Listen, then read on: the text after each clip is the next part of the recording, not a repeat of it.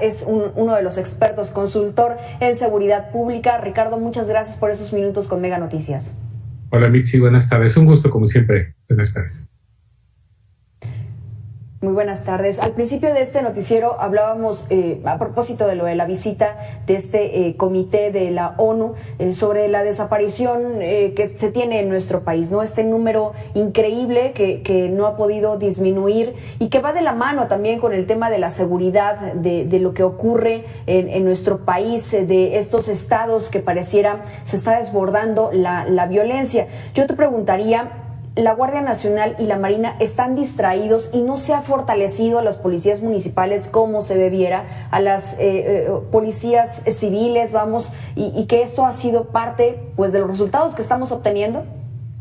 Bueno, hay un problema evidente, obvio, de eficiencia, particularmente en la Guardia Nacional. Para ilustrar este problema de eficiencia, déjame citar estas cifras. El número de detenciones en 2020 que hizo la Guardia Nacional fue de 7,419. 100,000 elementos de la Guardia Nacional hicieron en 2020 estas 7,419. Esto significa que más o menos entre 13 y 14 elementos de la Guardia Nacional hicieron una sola puesta a disposición en un año, una sola puesta a disposición. 14 elementos o 13 de la Guardia Nacional.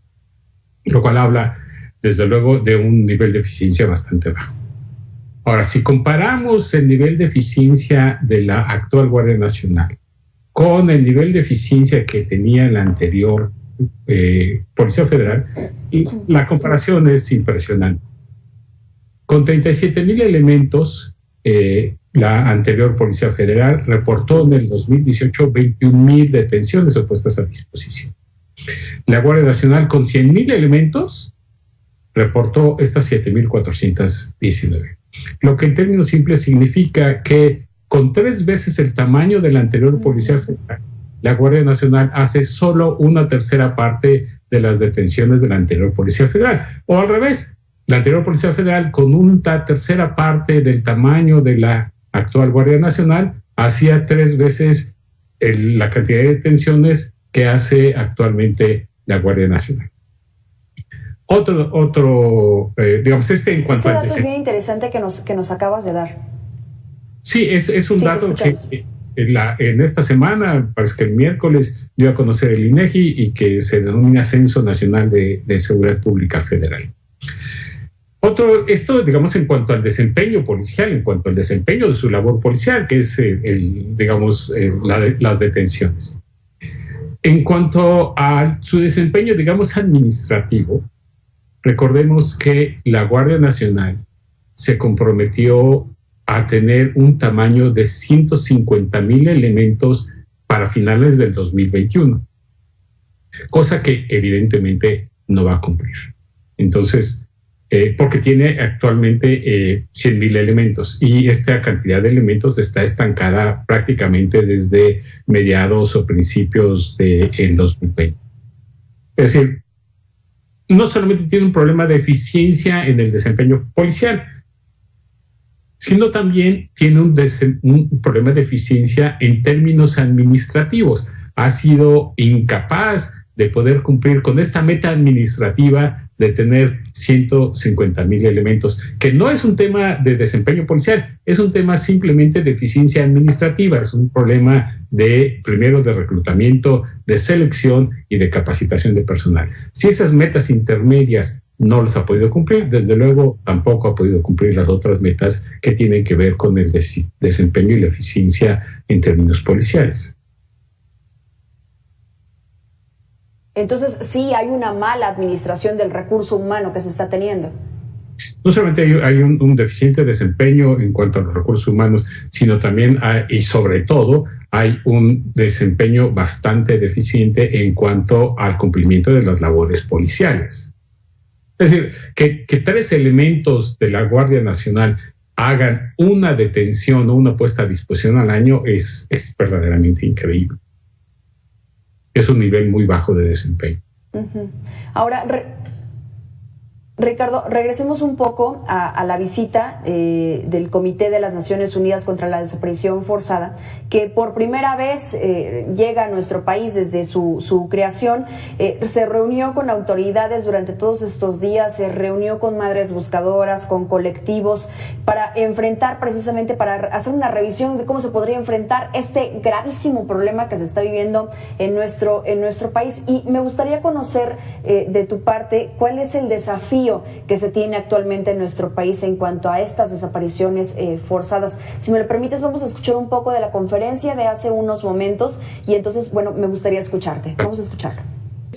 Justamente así como le decía Carmen Rosa Villa Quintana, el flagelo que está lastimando a miles de familias en nuestro país. Reconocieron pues que sí, que hay leyes en nuestro país, que hay instituciones dedicadas específicamente al tema de la desaparición forzada, pero pocos han sido los resultados. Ricardo, ¿qué nos podría dejar esta visita de la ONU en nuestro país? Bueno, es un gran tema. Primero por la gravedad del problema, el tamaño del problema que enfrenta México.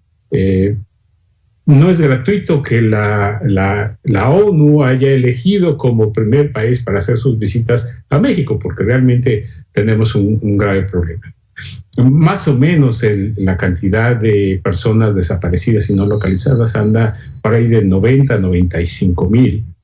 Los homicidios andan por ahí de 103, 107 mil, según las contabilidades que se hagan. Esto significa más o menos que hay una relación 1 a 1, es decir, hay una relación de un homicidio por cada desaparecido o un desaparecido por cada homicidio. Entonces, nada más para digamos, darle contexto a la gravedad del problema. De esos 90 a 95 mil, 55 mil son de la actual administración, lo cual es una gran cantidad, es una enorme cantidad de personas desaparecidas y no localizadas. Es correcto, como menciona la representante de este grupo de las Naciones Unidas, que el gobierno mexicano ha mostrado voluntad primero para recibirlas y voluntad seguramente tendrá para aceptar y llevar a cabo e implementar las recomendaciones que se deriven de este grupo de expertos. Ahora, sin embargo, es importante mencionar que el tema de las desapariciones es un tema altamente complejo y que no se va a resolver en lo inmediato y que por lo pronto lo que cabe esperar es que este altísimo nivel de desapariciones continúe en los próximos meses y en los próximos años, y que sin duda requerirá de una gran cantidad de esfuerzo coordinado, no solamente por parte de la Federación, sino también por parte de las entidades federativas y en especial apoyos firmes, decididos para los grupos de la sociedad civil que están involucrados en la búsqueda de manera permanente de estas personas desaparecidas y no localizadas. Uh-huh. Ricardo, afirmas que el problema de la desaparición forzada continuará en los próximos años. ¿De qué dependerá entonces que no continúe o por lo menos que disminuya? Porque ha venido en incremento de los últimos por lo menos 10, 15 años a la fecha. Sí, sobre todo digamos, a partir del 2008, 2009 es cuando se da un incremento importante de este tipo de delito, fenómeno. Y la verdad es que el Estado mexicano ha desarrollado muy pocas capacidades institucionales, primero para prevenirlas, después para rastrearlas, para tratar de localizar a estas personas y después para contrarrestar este fenómeno. Las capacidades con que cuenta el gobierno federal y las capacidades con las que cuentan las entidades federativas son francamente muy limitadas. Esto por no hablar de la cantidad de presupuesto, de recursos presupuestales que están destinados a atacar este fenómeno, son bastante limitadas. Entonces, eso significa que cuando tienes pocas capacidades para prevenir, para buscar, para localizar y para investigar esto, significa que lo más probable es que este fenómeno continúe en el futuro inmediato y en el inmediato. Ahora, la presencia y cada vez que abarca más el crimen organizado, hablando del otro tipo de desapariciones y de la violencia también que se vive en Zacatecas, en Guanajuato, en Jalisco, en Veracruz ha disminuido un poco, pero sigue estando allí presente. Y la presencia del crimen organizado, hacía una revisión, en el caso del cártel de Jalisco, que cada vez abarca más, el cártel de Sinaloa también, no es coincidencia de que estén en estos estados y que la violencia básicamente se esté desbordando, Ricardo. Bueno, ese es un indicador importante, muy importante de la situación que guarda la violencia y la criminalidad en el país. Los homicidios es el mejor indicador que tenemos para darle seguimiento a la situación en que se encuentra la seguridad pública. Los homicidios se encuentran en los niveles más altos de la historia reciente del país. La incidencia delictiva del fuero común también se encuentra en niveles récord. Más o menos este año terminará por ahí de aproximadamente 2 millones de delitos denunciados, que será el segundo año que los delitos denunciados del fuero común pasen de los 2 millones. La primera ocasión fue en 2019, también con la actual administración. Y aunque en los últimos 3 meses ha habido una ligera moderación en los homicidios, muy probablemente los homicidios terminarán también por ahí de 36,200, 36,500 en la contabilidad del INEGI y unos 35,300, 35,500 en la contabilidad del secretario ejecutivo. En ambos casos, en cualquiera de los dos, sigue siendo un número muy elevado de homicidios y sigue siendo una cantidad muy elevada de delitos que se cometen en el país.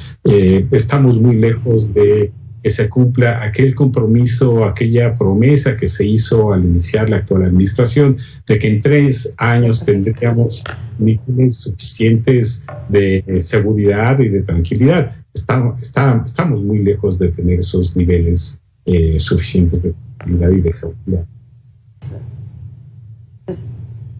Sí, bueno, en los hechos, esto es lo que pareciera, ¿no? Que estamos muy lejos de lograr ese objetivo de pacificar el país, que fue una de las promesas que se realizó, sobre todo ante un país tan complejo en cuanto a materia de seguridad se refiere. Ricardo Márquez Blas, siempre un placer poder escucharlo y poder tener este análisis con usted.